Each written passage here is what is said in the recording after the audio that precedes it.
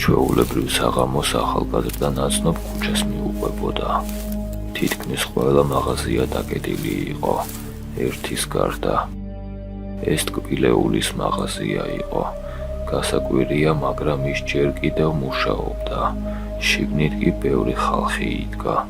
ბიჭუნა დაინტერესდა თუ რას ხიდნენ ესეც.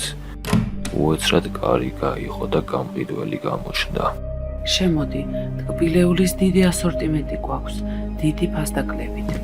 ახალგაზრდას პირბადე არ ეკეთა, მაგრამ კეთილმა გამყიდველმა ის მაინც შეუშვა. მან ვერ დაინახა, როგორ დაკეტა კარი გამყიდველმა. შიგნით მან აღმოაჩინა უგემრიელესი ტკბილეული, ძალიან დაბალ ფასებში. ბიჭუნა ტკბილეულის დახლებს უყურებდა, მყიდველები კი მას უყურებდნენ, ძალიან უცნაურად.